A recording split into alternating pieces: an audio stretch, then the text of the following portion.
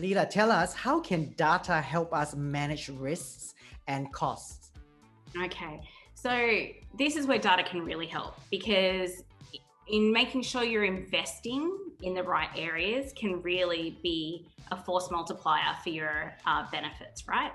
And I think I worked with an education client not long ago who, like all education organizations, absolutely want a best outcome for their students, right? Which is wonderful. But depending on which executive you spoke to, they all had different opinions on how it should be done. And they only had a limited amount of resources, finances to invest in order to get this outcome. So if you spoke to the education team, we need more educators.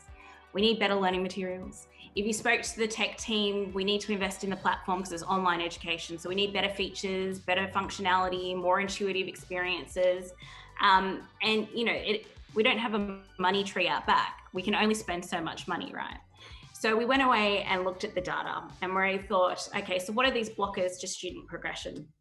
And what was really, I don't want to say entertaining, but sort of entertaining, is that we said, actually, your blocker to student progression and fulfilling, finishing their course is actually doing their assessments.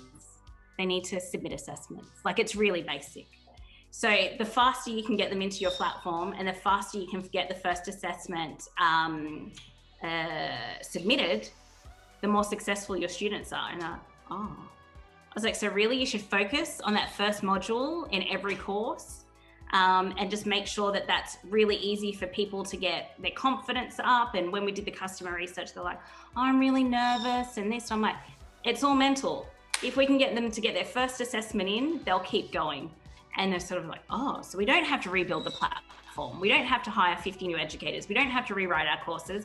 We just need to focus on the experience in the first 45 or 60 days. And it really helped them be able to drill down onto what was going to make the impact, have really clear success measures on how are we measuring this success. Because, we might say we want students to have great outcomes, but what do those outcomes look like? Is it completion?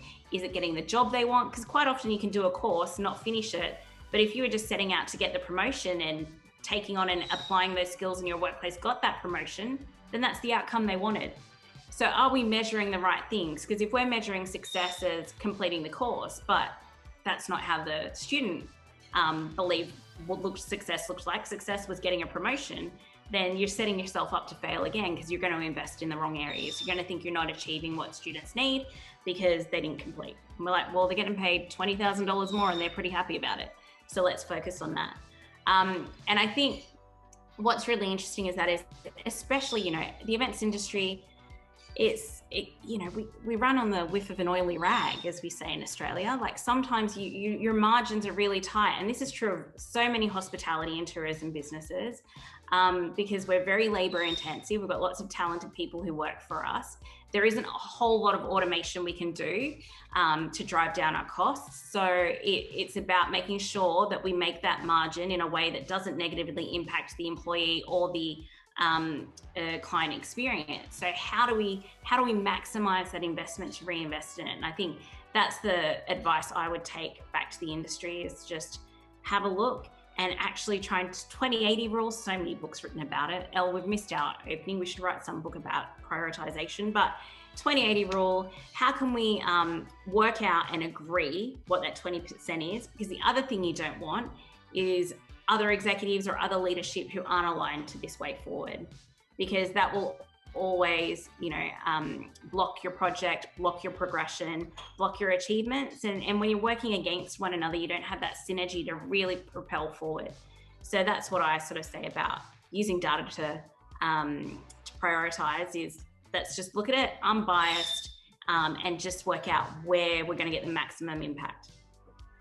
I think many a times in the business events, especially in the association meetings perspective, it's quite similar to education, where it's all about professional development. It is a bit of a journey, and then with a annual global conference or congress, that's where a lot of points are accumulated at by attending that particular event.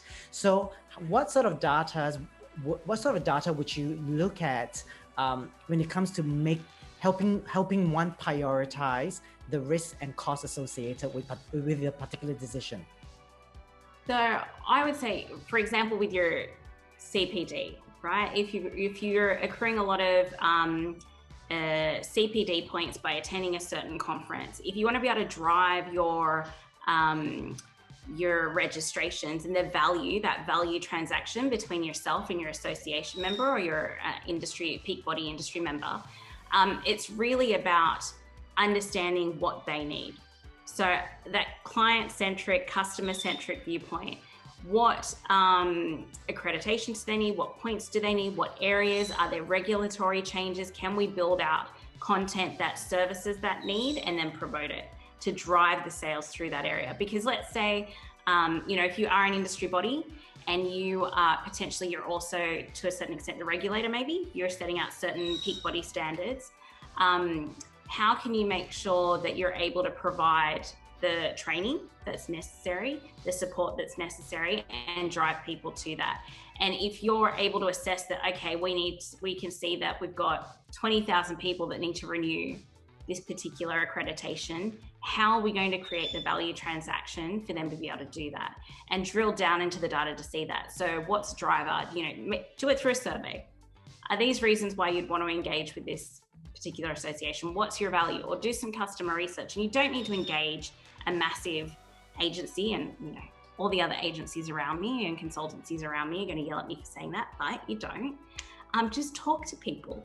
Just reach out to people in your network, on your database, either through a survey. You can do, Facebook surveys now, all of that sort of stuff, depending on what your channel is, your preferred interaction channel, and get the feedback from them. And that will really de-risk your decision making, because I think a lot of the time we make assumptions, and we know our clients, we know our customers, we speak to them, but have you actually gone out and talked to them without swaying their answers and without, bringing any of your own particular bias into it?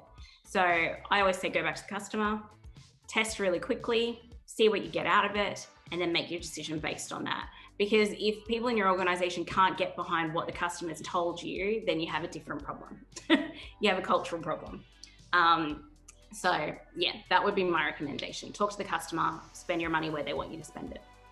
Now, with escalating costs and the plethora of platform options, what are some of the plugins that can really help people to understand data better?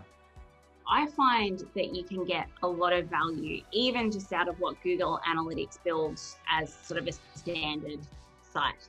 And a simple example is I had a client that worked in a very male-centric organization, turned over hundreds of millions of dollars per year, and they wanted to build a new website. And they were absolutely designing this website for a male audience. And I went onto their Google Analytics and I said, do you understand that 73% of the people who visit your website are women? I'm like, just look at the data. That's front page of Google Analytics. And they're like, that everyone who comes into our stores are men. I'm like, absolutely. But women are making these purchasing decisions, not men. They are sending them in to choose which kitchen they're getting or which wardrobe they're getting or what sort of tile they're going to buy. It's not the husbands, it's the wives. So you need to design your website for women. And I was sitting in a boardroom. I was the only woman in a boardroom of about 24 men when I told them that, and they were stunned. They'd never thought about it. They'd never looked at that data. They'd made the assumption based on, many of them had worked in that industry for decades. They base that on their extensive knowledge, and I'm not undermining that. But sometimes things change and you don't think, you're basing it on your own availability bias of seeing men walk in every day. I'm like, they're not deciding, their wives are deciding. So making sure that you are de-risking yourself by looking at what's easily available. So use your Google Analytics. If you want to survey people, use simple stuff like Typeform, which has a free option, or a really cheap, I think it's $13 a month, if that, but sign up for a month, sign up for the trial, then cancel. Whether it's SurveyMonkey, whatever it is, they both have quite good data extraction and do some really basic analysis for you, which might be all you need. So using it, what we call off the shelf, is so useful. And you don't need to go out and buy these customized pieces, pay for implementation partners. we are an implementation partner. I shouldn't be saying this, but unless you've got a massive piece, then find these sort of free options or really affordable options for you.